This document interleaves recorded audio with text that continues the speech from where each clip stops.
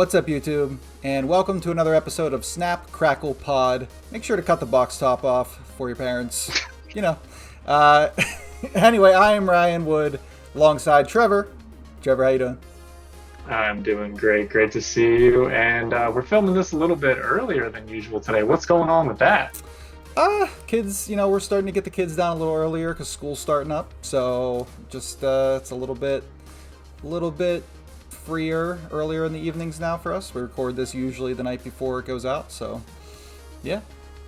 Fair enough. We'll kick us on to our first topic here, bud. Sure. Well, I think it probably makes sense to talk about what's poppin', our week in Snap, and I'll go first this time because I know you got some juicy stuff to talk about.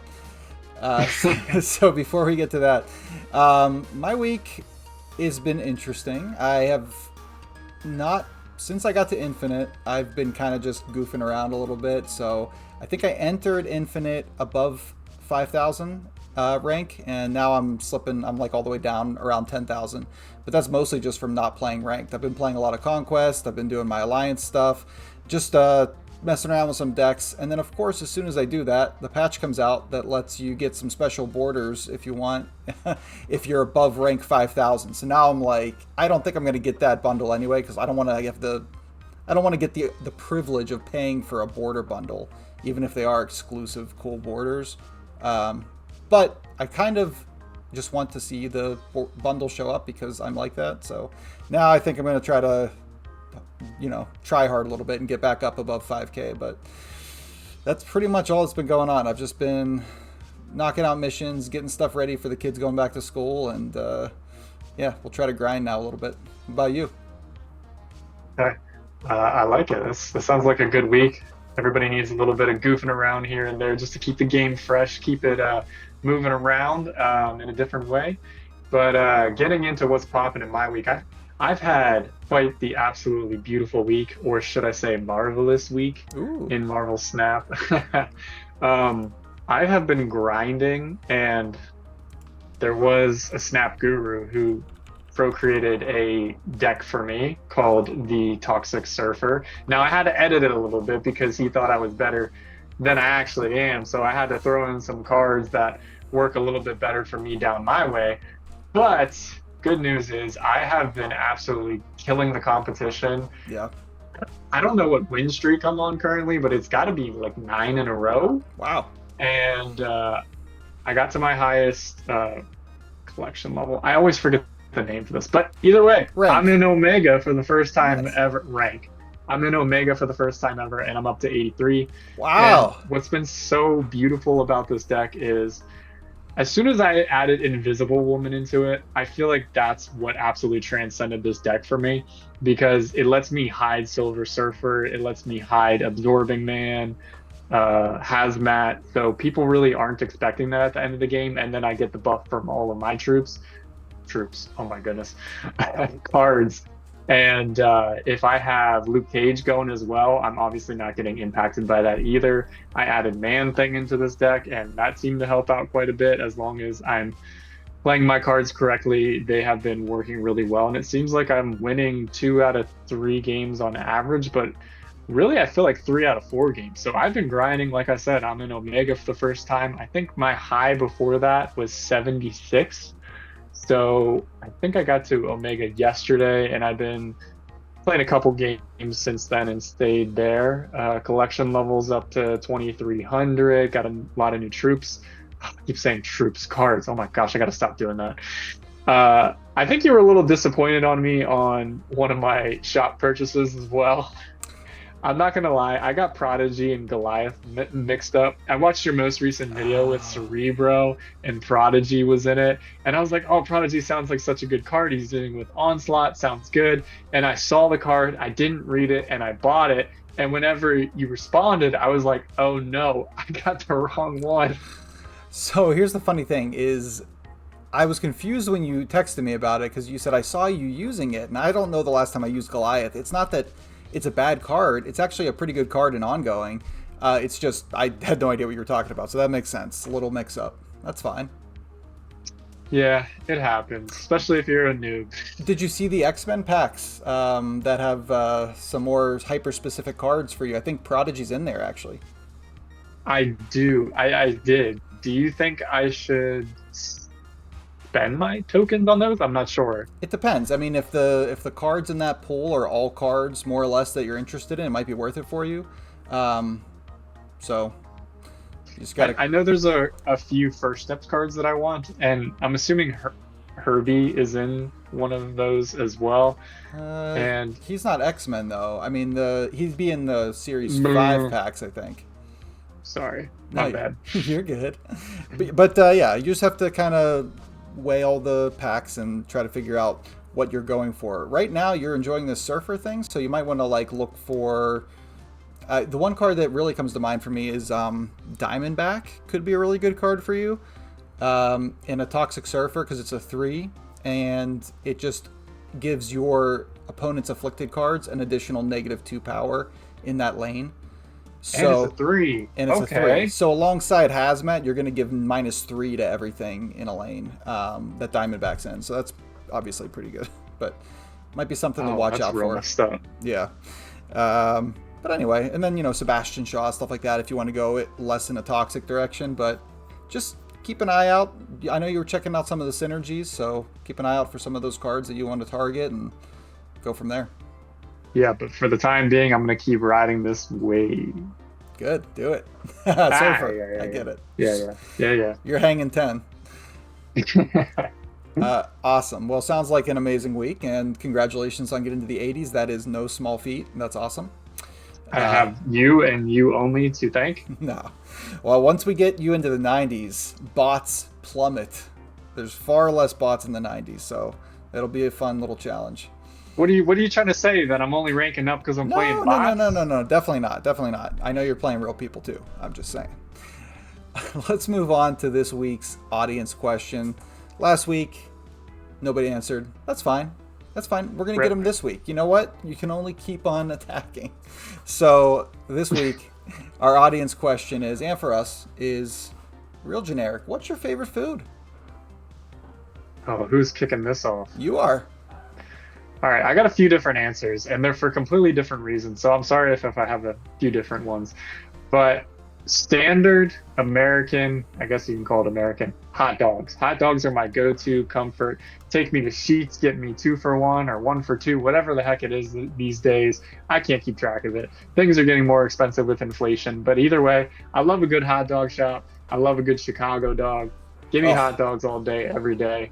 What? You Chicago. don't like Chicago No, no, no, no, dogs? no, no, no. That was Chicago dogs are elite. I'm with you there. Okay, I okay, love I there we go. love a Chicago dog. Secret wife knows that. But I actually just made hot dogs for my daughters tonight. It was a daddy dinner, so that's usually our go-to. They love. So we cooked up some of those. So I'm with it. Yeah. I'm gonna go with. I always struggle with this question, and I'm the one who even made this question, but I'm gonna go hyper American too and say meatloaf, which is Whoa! yeah, yeah. Shot in the dark meatloaf. Where did that come Listen, from? a lot of people are anti meatloaf because it has this like mystery meat, like school lunch stigma on it. But if you get a good meatloaf, you know, it's soft and delicious, and you get a good sauce going with it. You pair it with mashed potatoes. You get some gravy. Like it's the whole thing, but meatloaf is underrated to the point that I think I need to stand up for meatloaf. So that's going to be my answer. I need to break your answer down a little bit just to pick your brain. Hmm? So, my mom growing up made this really good meatloaf. And what made it so good is she had a glaze that she would put around the outside, and it was kind of Sure. like a ketchup barbecue-y glaze. Yep. Do you like your meatloaf like that, Yeah, where it's got a diversity of flavors? yeah, we do the same thing. Sometimes we'll use just ketchup. Sometimes we'll use that ketchup barbecue kind of glaze, but you have to do that beforehand. It gives it like this cool little like crust to it almost, but it's like gummy. I don't know. It doesn't make sense and it doesn't sound good, but it is good. Um, yeah, and like I said, it pairs really well with a lot of other foods. That kind of like comfort food. Like I'm all about it. So, last question regarding meatloaf, and then we'll move on. Are you a fan of chopping, like doing diced onions or peppers on the inside? Because I've seen a lot of variation there. We do onions. We don't do peppers. And the only problem is my older daughter, cannot stand onions. So sometimes I think Secret Wife will kind of make them a little bigger so she can get them out easier. But otherwise, yeah, we're usually going onions in there. Cool. Boss moves. What's next, boss? All right, let's move on to our next topic. And looking at last week's card and this week's card, which I guess they both are already out. But let's talk real quickly. Have you come across any Frankie Ray Nova that we talked about in your? Frankie Ray, yes. I've come across Frankie Ray twice. I didn't see it used very successfully. It felt like people were just using it without any strategy. I Yeah. don't know. Maybe it was just the people I was playing against and they were just familiarizing themselves with the card. But I didn't see them use it well. And granted, I was using the Toxic Surfer deck. So I always get so focused on my side of things because I just love how things play out. But honestly, I've only seen it twice and it didn't seem to be super effective when they did use it. Yeah, I think it's a little bit. It's a little boring, honestly. Which it seems like a fun card, but it doesn't. I mean, at its best, it's just going to get really big, and that's. I mean, a lot of cards do that. You know, it doesn't feel meaningfully different enough for me. I think it has potential, but yeah, I haven't seen it a ton, and when I do, I'm just not that impressed with it. Yeah, I'm sticking to that lower rating that we gave it the last episode. Yeah, me too, I think. So then let's talk about the Fallen One. This is the card that just released yesterday, as of recording on Tuesday this past week. This card's really interesting. It feels like a card that I would love, because I love making extra energy. I love kind of the goofy combo decks. If you're, just to go over the card, it's a 5/5. On reveal, set your max energy equal to this card's power. So I think like the dream and the idea with this card is, boost it up really huge, either with like in hand, or I think the combo that everybody's trying with this right now is Shuri on turn 4 into Fallen One, because then it's a 10. And that means that on turn 6, you're going to have 11 max power to play with. And then you like play Black Panther and Zola on the same turn, and you get 220 powers, Panthers. So that's where this has landed, it seems like, as kind of that style of card. What are your initial thoughts? If you couldn't boost this card in hand, I mean, it would be dead in the water. Yeah, it's But doing that's what I nothing. was thinking. Yeah. Yeah, that's what I was thinking about was how high could you realistically boost this and on a consistent basis, where could you get this? Even if you got it to a 5/10, so that following turn, your max energy would get to a 10, correct? Yeah, so it actually will be 11 the next turn, because on turn 5, let's say you play it, it'll set your max to 10, and then you just get that one that you always get each turn. So you would have Right. 11 energy on the last turn. Okay. So there's I like, mean, do you play this early? If you find a way to ramp it out, maybe that's a way to make it work. But I I like. personally, Go ahead. I was just gonna say, I personally would want to use this turn 5 as it's already set up to be, because that sets you up for a lot of possibility in turn 6, and hopefully you have a lot of cards in your hand and you have a lot of different possibilities and you can diversify your locations as needed. I'd prefer to play this on turn 5, and I like it. I like this card. It's pretty cool artwork too. I'm a fan. Yeah, so I definitely like it. I think that people need to figure out what really works super well with it. I do think that it's a card that's going to get even better as we go on, just with more ways to abuse it, add extra energy, and then my biggest thing is, what do you do afterwards? Like, let's say you get this thing really huge. What the heck do you do with all that energy? Like, you need like an outlet, like a sponge. My thought with it was, if I could get this absurdly large, I'll just have Sunspot out there and just soak a bunch of energy into Sunspot, make Sunspot huge, and then maybe like Arnim Zola this just to move it around. Like, that was a deck that I tried to build. It didn't quite work out. I haven't had a lot of time, but I might get back to something like that.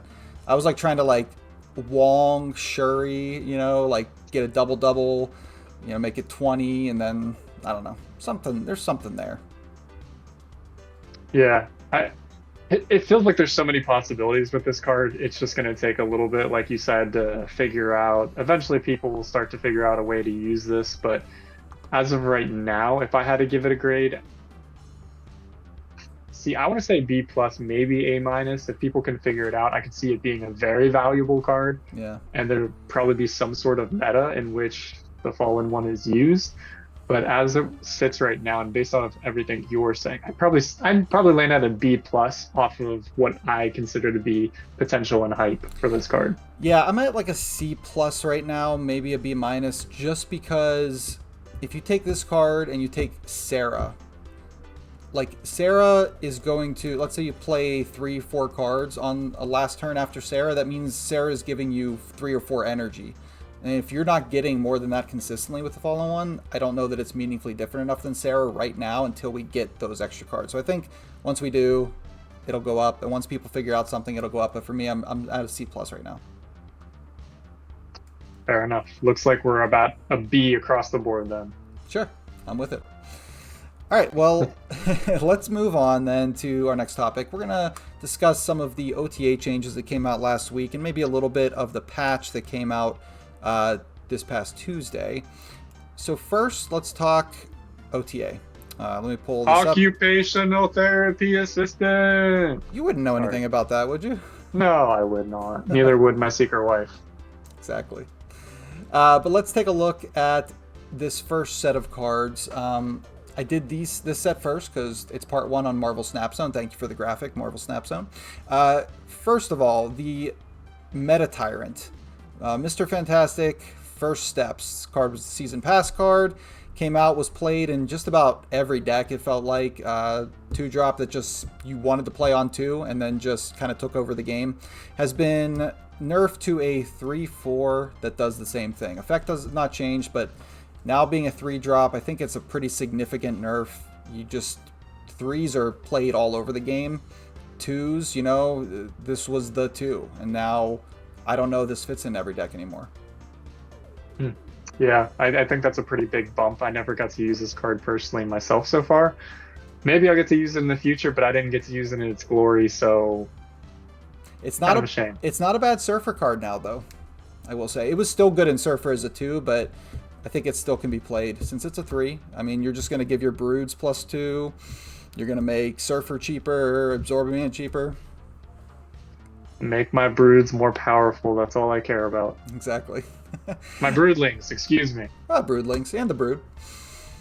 Let's talk next about Surge. So this is interesting. 2 of the best 2-drops in the game, just by the stats, were Mr. Fantastic, Pedro, and Surge, and they hit both of them. Surge, they just gave a safe -1 power, so it's just a 2/1 instead of a 2/2 now. Does a very similar thing to Mr. Fantastic, but doesn't affect your hand, affects the next card you draw, and then it chains as you play more. So thoughts on Surge? First of all, I love this card. I wish I had gotten it a lot sooner. I still don't have it at this point.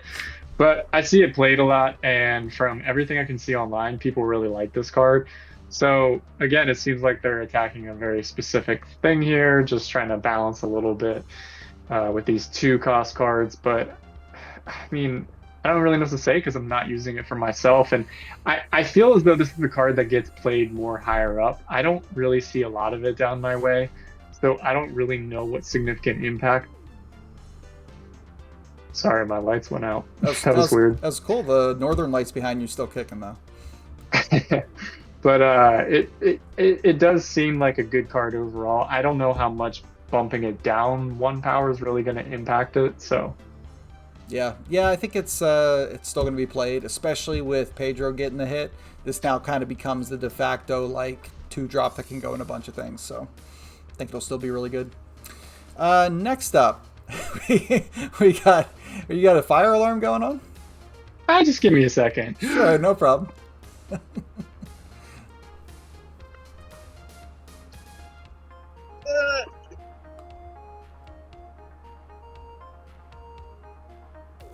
We're back. You okay?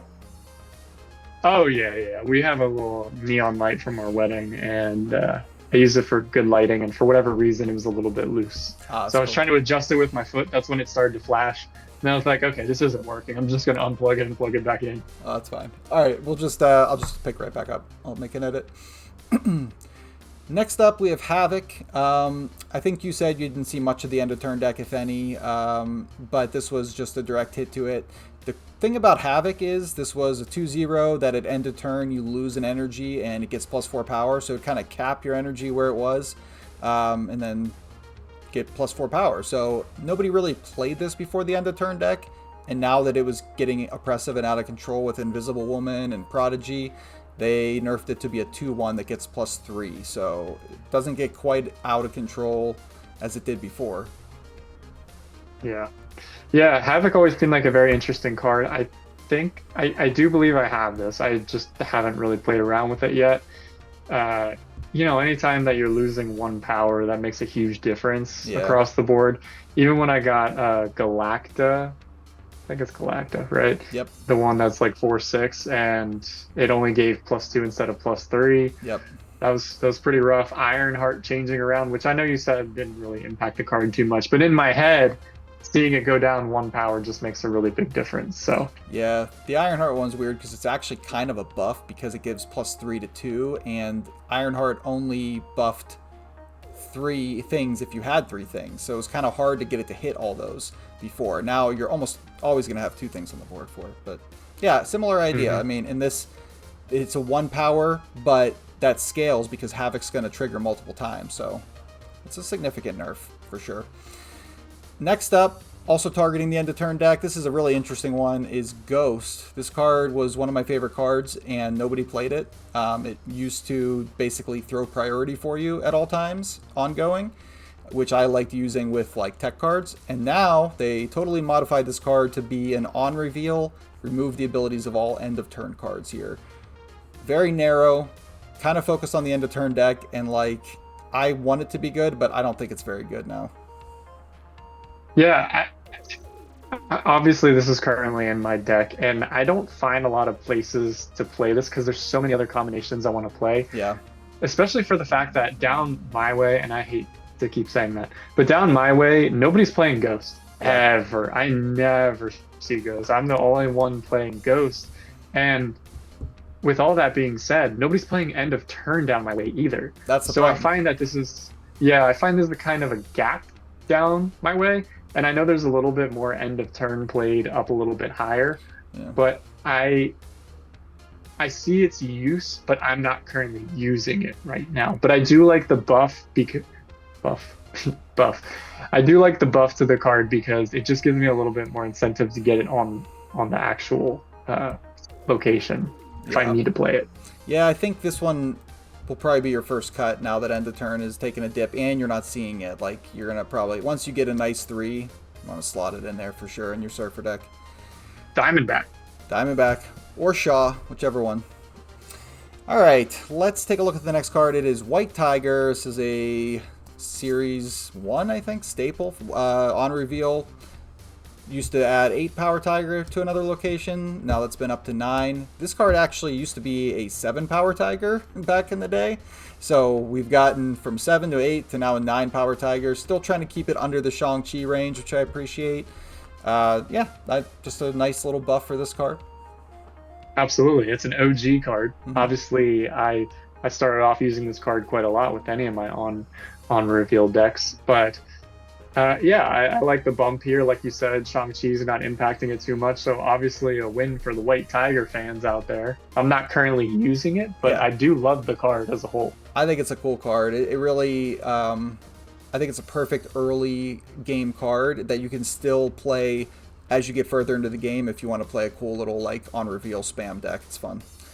And fun in like a Mr. Negative style deck. Get a 1/5 that gives you a 9 too. That's cool. So we're gonna work on that deck for me too. We will. We'll get there. All right, let's move on to the second set. This one I think a little closer to your heart since it impacts your move deck.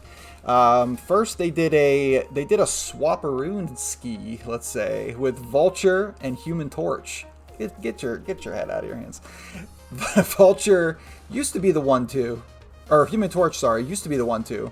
Vulture was the 3/3. They switch stat lines and keep the same ability, more or less. Vulture gets 3 power now instead of 6. Really interesting change. I think a lot of people in the community not a fan of this, but I know you kind of like it. What do you think? No, I hate it. Oh, okay. No, I absolutely hate it. That's why my hands were in my head. I gotcha. I I don't like the Human Torch chains whatsoever. The Vulture I can live with. I feel like the Vulture, even after they did the OTA and changed all these cards around, I still found myself being okay to play Vulture. I did like the way it was. I thought Vulture before was almost a little bit OP. I know move is not the meta, but I really liked that card. I got a lot out of it. Human Torch, I got a lot out of too. And I just couldn't get anything from Human Torch when I was playing the move deck anymore. And I had just made that card look so cool with its variant, and I was so mad as soon as the OTA came out, because I was like, I'm not going to use this card very much, and I'm almost taking it out of my move deck, so Yeah. it's pretty depressing for me. Yeah, I understand it. I think their intentions are good. I think that the idea is just that when move is good, Human Torch is just all you want to do. You just want to get it huge and like frigga it and bounce it back to your hand and all that stuff. This keeps it safe from Killmonger, I guess. But yeah, I don't know. It's kind of a confounding change, especially because they just introduced Human Torch First Steps, which is also a 3. So now you have 2 3-cost Human Torches. It's just it's. I wonder if something will change with this again in the future because it's not a very popular change. We'll see. Yeah, it almost seems a bit redundant too. Yeah, for sure. Let's talk about what they did to kind of make up for the move changes, which is give a slight power buff to both Topaz and Doctor Strange. I have no problem with this. I think if you add a little power to these and they're still not overpowered, then why not? Nobody was using Topaz whatsoever. Yeah. At least not that I've seen. I was the only person playing Topaz, and I hated playing it. Now I have a little bit more incentive to play it, obviously, so I do feel better about the power that it has. And I actually knocked Doctor Strange out of my deck just because of, again, the power. So this is a nice little bump. I'm considering putting Strange back into my deck for Human Torch, honestly. Yeah. Yeah, why not? Actually, Topaz with Human Torch is pretty good too. Hmm. That's the other thing is Zorn, which I don't know if you've seen Zorn. It's a 2/3 that anytime anybody plays a 3 or 4 cost there, it moves. That can be used with the new Human Torch, I guess. So there's that. Let's talk about the final card in this OTA that was changed. It is one of my favorite cards. New card, Terrax the Tamer. Yeah! They just gave him a power buff for, I think, no reason. I think this card is already good. I don't think people play it nearly enough. I have been playing it in my Cerebro 4 deck without Darkhawk just because it puts 3 rocks into their deck so much of the time. I'm playing a 1/4 on turn 1. No one else is doing that. Then I'm playing a 2/4 every time because I have Domino.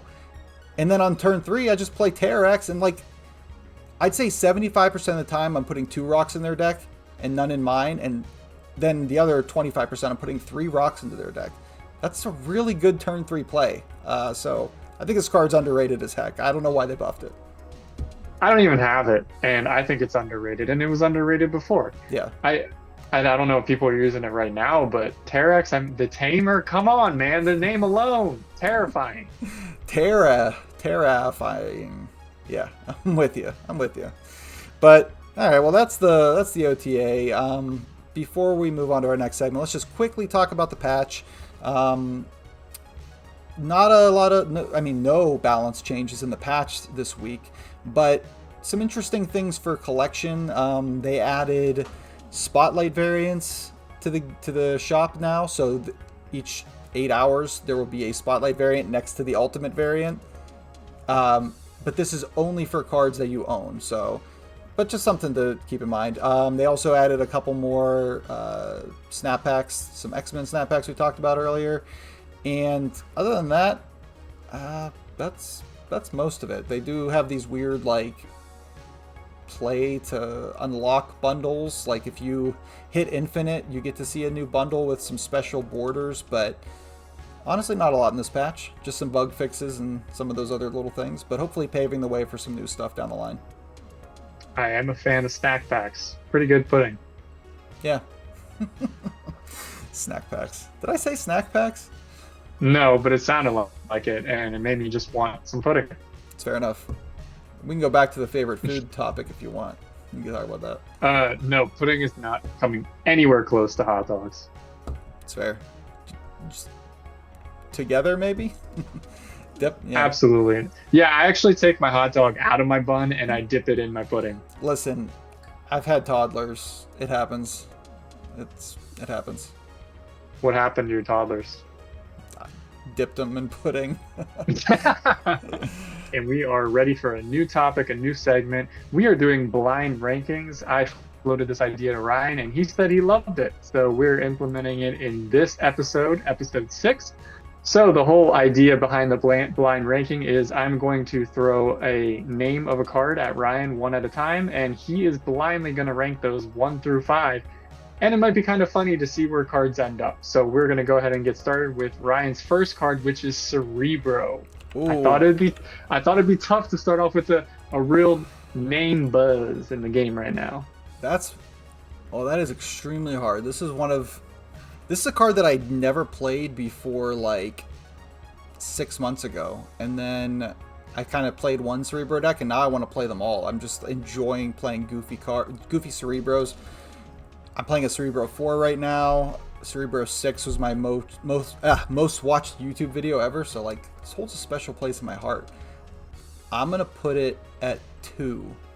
Just because I think you're gonna have something else that I'll love probably. So we'll go with that. Oh, we'll see. I might have thrown in some fan favorites from Ryan here. Okay. Cerebro is one of my favorites right now. All right, we got Cerebro at 2. We got 4 open slots. We're going to get into the next one, which is a current favorite of Ryan's. At least I think so. Hydro Bob. Yeah, okay. Hydro Bob. Hydro Wives. Hydro Bob can't take 1 for sure. Cannot. I'm at 3 or 4 right now, and I think I'm gonna go 4, just because it's Hydro Bob still. You know, it's still Hydro Bob. I figured you were going 4 with this one. Yeah. So that's why I figured I'd throw in kind of a haymaker on the next one. We're going random here. We're throwing in Blob instead of Hydro Bob. We're going Blob. Okay. Blob's an interesting card. I think a lot of people played a lot of Blob when it first released, including myself. I like his Mr. Negative potential, but then like you can't really play him Mr. Negative because even though he's in 0/6, all your cards cost 0 for a lot of them, so he doesn't do anything. Blob. So you're gonna put Blob at number 1, right? Yeah, Blob's coming in at a 5. Yeah, I kind of figured. If he was Hydra Blob, we'd talk. There we go. All right, so just as a reminder, you got Cerebro at 2, you got Hydro Bob at 4, and you got Blob at 5, meaning 1 and 3 are open. So You're at the mercy of the last 2 picks I got for you. Yep. All right, number 4, we got Agony. Ooh, that is tough. I love Agony. Which is a weird sentence to say, I guess.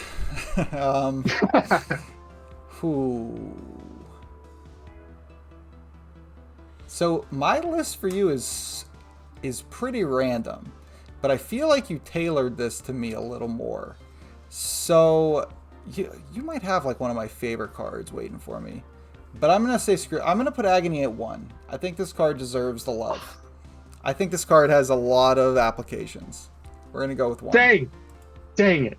All right. Well, I try to set you up. I really was methodical about the list that I picked. And your last card that you have to pick from, which is automatically going to be your number 3, is Scream. I was really hoping you were going to pick Scream as number 1. I was so excited for it. And when you're going back and forth with Agony, you put Scream at 3 and Agony at 1. So that means you... Go ahead. I was just going to say, I feel like I won this ranking. You can't win a ranking, but I think I won it.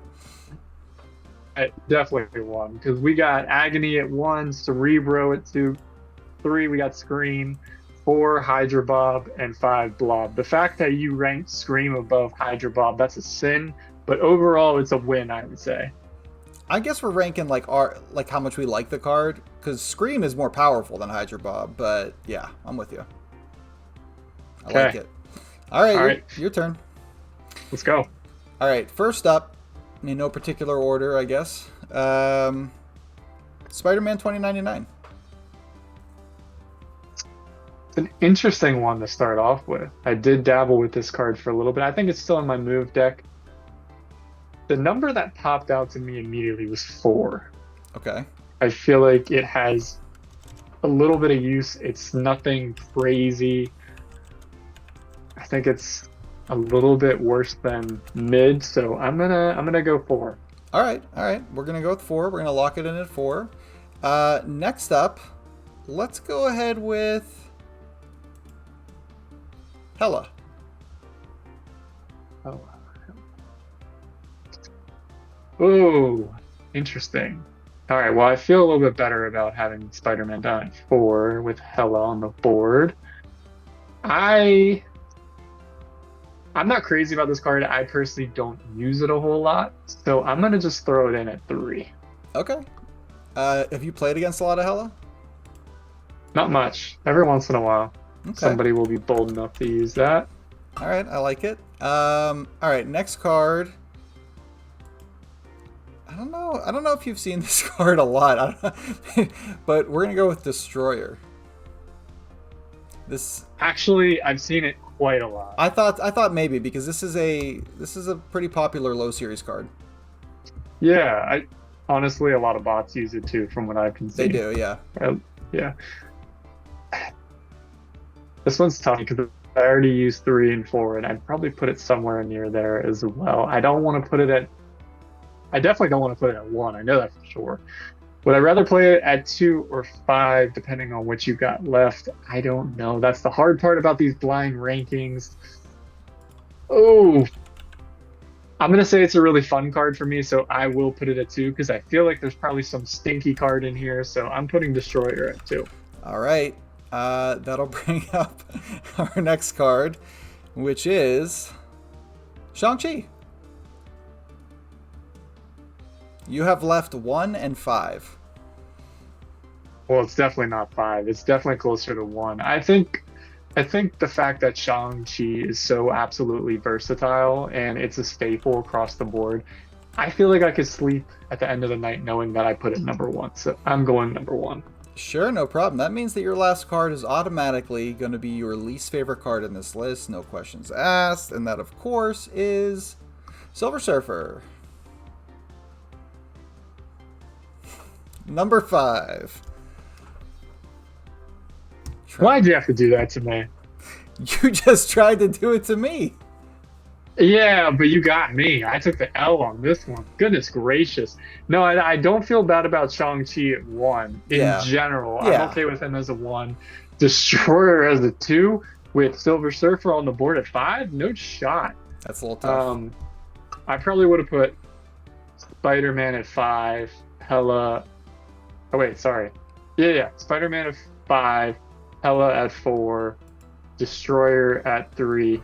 So literally the whole entire list would have just moved down 1 and Silver Surfer would have came up to 1. So that was very diabolical of you to put... See, that's why you always leave 1 open. Come on, man. I didn't want to put Shang-Chi at 5, though. Yeah, I get it.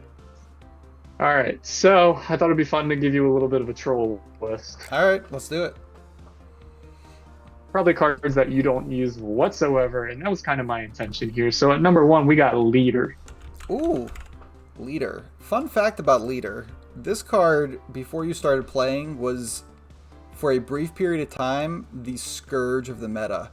They've changed this card a lot of times since then, and it's now unplayed. And I have some very unkind memories of it. So we're going to go with a 5. I'm just going to get it all the way at the bottom.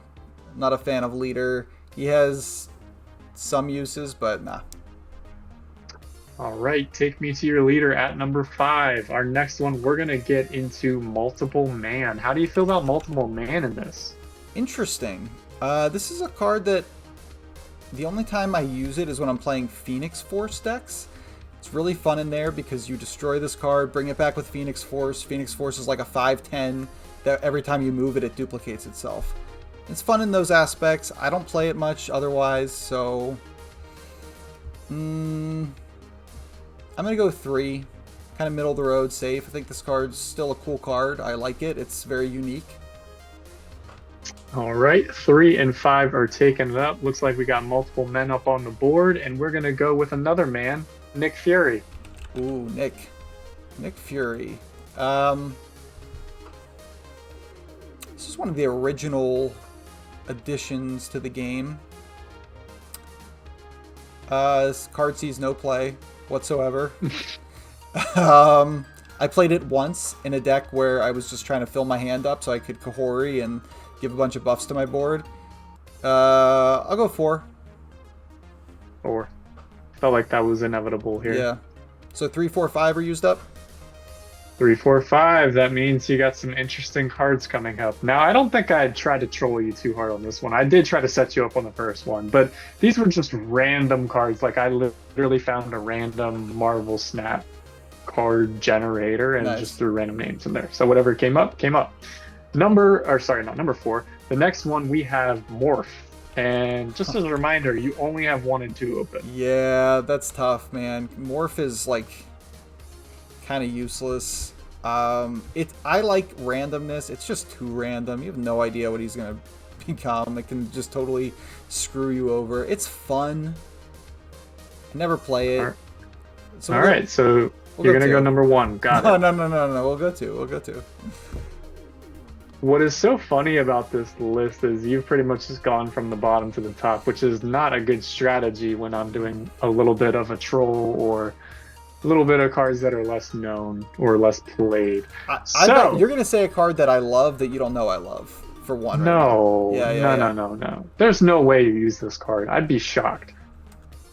All right, number 5 we have Leader. Number 4 we have Nick Fury. Number 3 we have Multiple Man.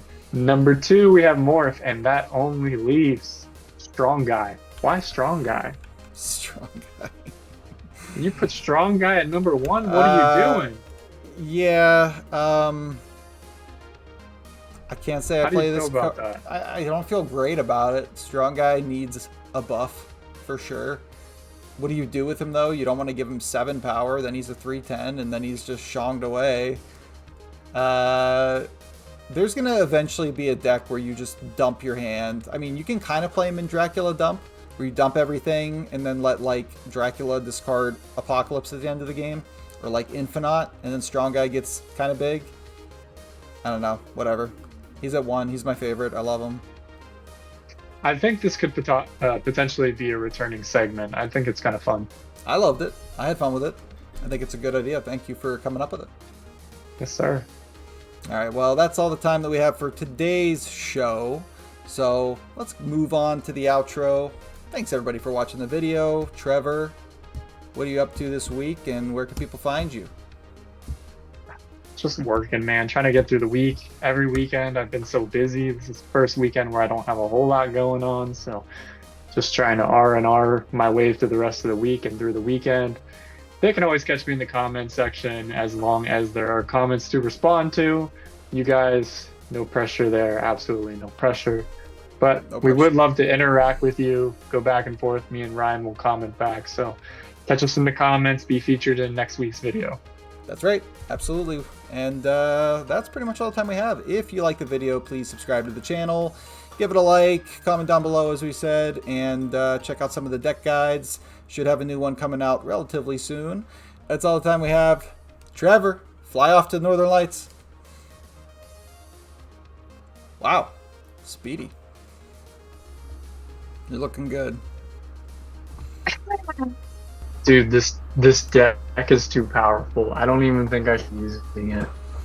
Ooh, I like this one. The Northern It's Lights? moving. Yeah. It's moving though. Is that gonna mess with things? No, that's fine.